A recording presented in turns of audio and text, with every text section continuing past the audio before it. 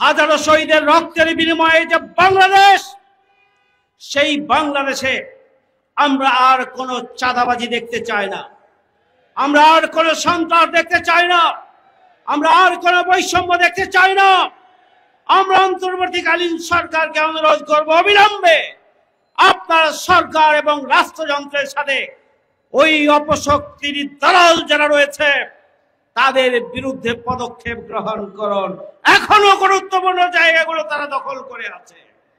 আপনারা যারা পল্টনের জনশক্তি রয়েছেন, আমরা পল্টন, মতিঝিল, শাহবাগ, আপনাদেরকে দায়িত্ব নিতে হবে। এই অঞ্চল হবে একটি নিরাপদ অঞ্চল। এখানে কোন সন্ত্রাসীকে আমরা চাঁদাবাজি করার সুযোগ দেব না, সন্ত্রাস করার সুযোগ দেব না। আসসালামু আলাইকুম ওয়া রাহমাতুল্লাহ। সংগ্রামী ভাইরা আমার, এই সেই পল্টন, যে পল্টনে শহীদ অধ্যাপক গোলাম আজমের পদচারণা রয়েছে। এই সেই পল্টন যেখানে মাওলানা মতিউর রহমান নিজামী শহীদের পদচারণা রয়েছে। এই সেই পল্টন যেখানে শহীদ আলী হাসান মোহাম্মদ মুজাহিদের পদচারণা রয়েছে। এই সেই পল্টন যেখানে শহীদ আব্দুল কাদের মোল্লার পদচারণা রয়েছে। এই সেই পল্টন যেখানে শহীদ কামারুজ্জামানের পদচারণা রয়েছে। এই সেই পল্টন যেখানে মীর কাসেম আলী মিন্টু শহীদের পদচারণা রয়েছে। সুতরাং আমরা 28 অক্টোবরে প্রতিহত করেছিলাম, আমরা আওয়ামী অপশক্তির বিরুদ্ধে পাহাড়ের মতো দাঁড়িয়েছিলাম। আমাদের নেতৃত্ব জীবন দিয়েছে, শাহাদাত বরণ করেছে, ফাঁসি কাস্তে ঝুলেছে, 5 শতাধিক নেতা কর্মীকে হত্যা করা হয়েছে। আমাদের কেন্দ্রীয় অফিস, পল্টনের মহানগরী অফিসকে বন্ধ করে দেওয়া হয়েছে। আমাদের গোটা বাংলাদেশের অফিসগুলোকে বন্ধ করে দেওয়া হয়েছিল। 20,000-এর অধিক মামলা দিয়ে জামায়াত ইসলামীকে তারা নিশ্চিহ্ন করতে চেয়েছিল, ঘর ছাড়া করতে চেয়েছিল, বাড়ি ছাড়া করতে চেয়েছিল, ব্যবসা ছাড়া করতে চেয়েছিল এবং করেছিল। তারা চাকরি ছাড়া করেছিল। জামায়াত ইসলামীর নিবন্ধনকে তারা কেড়ে নিয়েছিল। জামায়াত ইসলামীর দাঁড়িপাল্লা প্রতীক কেড়ে নিয়েছে। জামায়াত ইসলামীকে রাস্তায় নামতে দেয় নাই, জামায়াত ইসলামীকে মিটিং মিছিল করতে দেয় নাই। কিন্তু জামায়াত ইসলামী বাংলাদেশ গুম, খুন, ফাঁসি, জুলুম, নির্যাতন, নিষ্পেষণ সবকিছুকে উপেক্ষা করে বাংলাদেশের স্বাধীনতা, সার্বভৌমত্বের বিরুদ্ধে ষড়যন্ত্রকে রুখে দেওয়ার জন্য পাহাড়ের মতো বাংলাদেশে জনগণের পক্ষে দাঁড়িয়েছিল। সংগ্রামী ভাইরা আমার, আমরা এদেশের স্বাধীনতার সার্বভৌমত্বকে ভুলুণ্ঠিত হতে দেয়নি। আমাদের নেতৃবৃন্দ আওয়ামী লীগের সাথে আপোষ করে নাই, প্রতিবেশী রাষ্ট্রের সাথে আপোষ করে নাই। তারা জীবন দিয়ে বাংলাদেশের স্বাধীনতা, সার্বভৌমত্বকে তারা উচ্চকিত করেছে। সংগ্রামী ভাইয়ের আমার, জুলুম, নির্যাতন, নিষ্পেষণ চালিয়ে জামায়াত ইসলামীকে, ইসলামী ছাত্র শিবিরকে নিশ্চিহ্ন করা যায়নি এবং আগামী দিনেও যাবে না ইনশাআল্লাহ। তিনি প্রতিবেশী রাষ্ট্রে তিনি অবস্থান করে একের পর এক বাংলাদেশের বিরুদ্ধে ষড়যন্ত্র করে চলেছে। আমরা দেখলাম জুডিশিয়াল কু, আমরা দেখলাম আনসার কাণ্ড, আমরা দেখলাম ইসকনের নামে তারা ষড়যন্ত্র করে এদেশের ইসকনের নামে এদেশের একটি গোষ্ঠীকে সংগঠিত করে শেখ হাসিনার ষড়যন্ত্র বাস্তবায়নের জন্য চেষ্টা চালাতে। কিন্তু আমরা লক্ষ্য করছি শেখ হাসিনা প্রতি বিপ্লবের জন্য প্রতিবেশী রাষ্ট্র থেকে যতই ষড়যন্ত্র করেছে, বাংলাদেশের জনগণ ততই বেশি ঐক্যবদ্ধভাবে তার সর্বশেষ চক্রান্ত রুখে দেওয়ার জন্য একাট্টা হয়েছে। আলহামদুলিল্লাহ।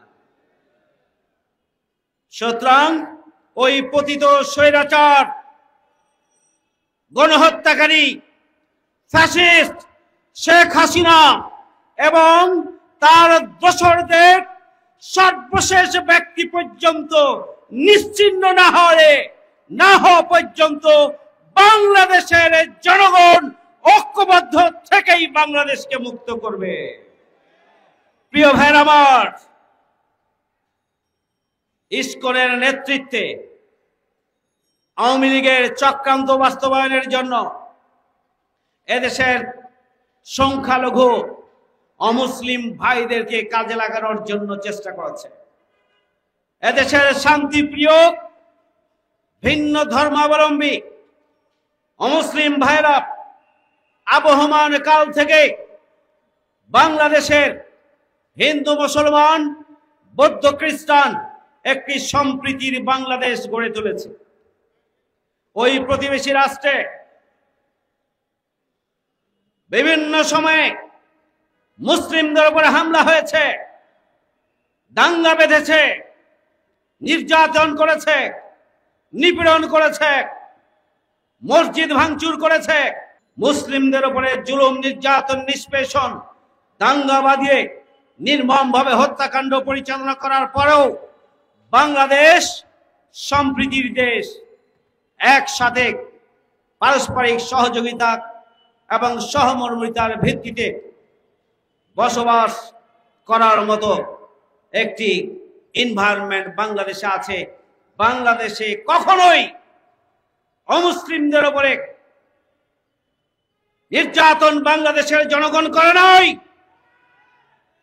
বাংলাদেশে কোন রাজনৈতিক দল আওয়ামী লীগ ছাড়া কখনোই অমুসলিম জনগোষ্ঠীর উপরে নির্যাতন, নিপীড়ন করে নাই।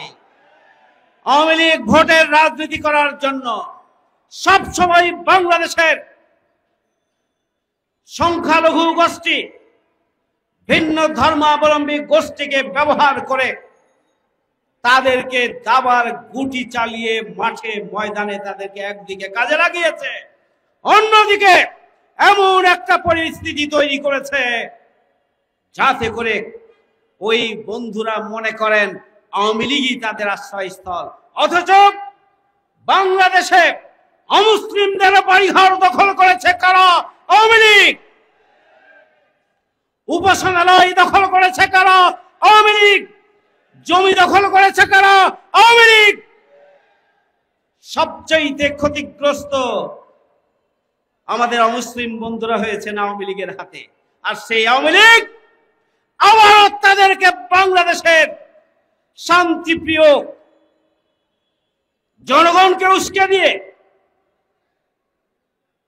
অমুসলিমদেরকে এদেশের জনগণের মুখোমুখি দাঁড় করিয়ে তারা রাজনৈতিক ফায়দা হাসিল করতে চায়। এই জন্য বাংলাদেশের জনগণকে সজাগ এবং সচেতন থাকতে হবে। কোনো পাতানো ফাঁদে পা দেওয়া যাবে না। অন্যদিকে অমুসলিম জনগোষ্ঠী যারা রয়েছেন তারা বাংলাদেশের সংবিধান কর্তৃক স্বীকৃত অধিকার প্রাপ্ত, বাংলাদেশের সাধারণ একজন নাগরিকের যে অধিকার রয়েছে আপনাদেরও সেই অধিকার রয়েছে। আপনারা আপনাদের প্রয়োজনের কথা বলুন, আপনাদের অধিকারের কথা বলুন, আপনাদের সমস্যার কথা বাংলাদেশের সরকারের কাছে আপনারা জানান। সেগুলো সমাধানের জন্য অগ্রাধিকারের ভিত্তিতে অন্তর্বর্তীকালীন সরকার পদক্ষেপ গ্রহণ করবে। কিন্তু আওয়ামী লীগের পাতানো ফাঁদে যদি আপনারা পা দেন তাহলে প্রকারান্তরে আপনারাই ক্ষতিগ্রস্ত হবেন। আপনারা দেশের স্বাধীনতার সার্বভৌমত্বের বিরুদ্ধে চক্রান্তকারী হিসাবে প্রতিষ্ঠিত হবেন। সার্বিকভাবে এটা আপনাদের জন্য কল্যাণ বয়ে আনবে না। সুতরাং আওয়ামী লীগের কোন পাতানো ফাঁদে আপনাদের পা দেওয়া উচিত হবে না, সে আহ্বান আমরা আপনাদের প্রতি জানাতে চাই। আজকে সবচেয়ে বড় প্রয়োজন হচ্ছে জাতীয় গুরুত্বপূর্ণ বিষয়ে দেশের সকল রাজনৈতিক দল, সুশীল সমাজ এবং জনগণকে ঐক্যবদ্ধভাবে ভূমিকা পালন করা। দেশের স্বাধীনতার সার্বভৌমত্বের প্রশ্নে,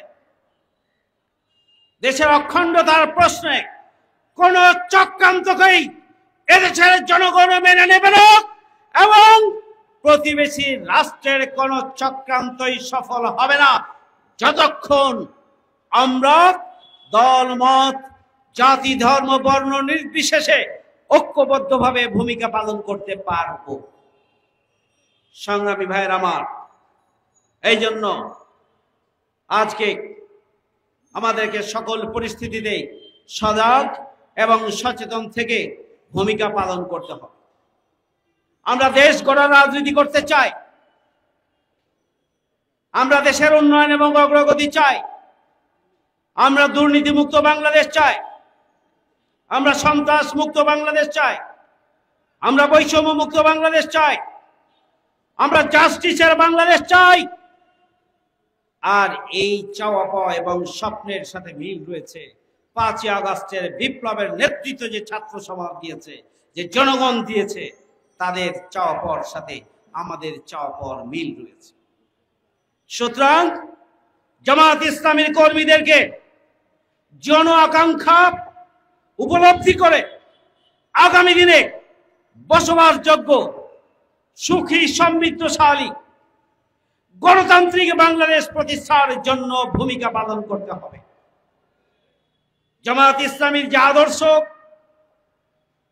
ইসলামের যে আদর্শিক সৌন্দর্য ব্যাপকভাবে প্রতিটি আবাল বৃদ্ধ বনিতার কাছে আমাদেরকে পৌঁছে দিতে হবে।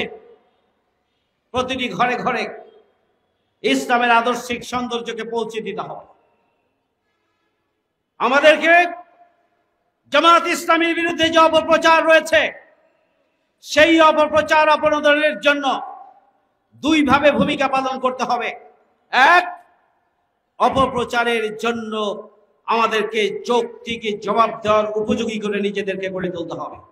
দুই, অপপ্রচারের বিরুদ্ধে একাকী জীবন্ত পোস্টার হিসাবে আমাদেরকে নিজেদেরকে জনগণের সামনে সত্যের সাক্ষ্য হিসেবে উপস্থাপন করতে হবে। সংগ্রামী ভাইয়ের আমার, জামায়াত ইসলামী বাংলাদেশের একজন কর্মী হিসাবে আল্লাহর সন্তুষ্টি অর্জনকে সবচাইতে অগ্রাধিকার দিয়ে আমাদের নিজেদেরকে সততার সাথে, যোগ্যতার সাথে আমাদেরকে আল্লাহর সন্তুষ্টি অর্জনের জন্য প্রস্তুত করতে হবে। সংগ্রামী ভাইয়ের আমার, আল্লাহর সন্তুষ্টি অর্জনে যদি আমরা ব্যর্থ হই আর দুনিয়ায় যদি একটি কল্যাণ ইসলামী রাষ্ট্র আমরা প্রতিষ্ঠা করে ফেলি, আমার জন্য জান্নাত হবে না। সুতরাং ইসলামী আন্দোলনের কর্মীদেরকে নিজেদেরকে অবশ্যই আল্লাহর সন্তুষ্টি অর্জনের জন্য সততা, নৈতিকতা, হিকমা এবং তাকওয়ার গুণে, ধৈর্য এবং সাহসিকতার গুণে নিজেদেরকে গুণান্বিত করতে হবে, সমৃদ্ধ করতে হবে।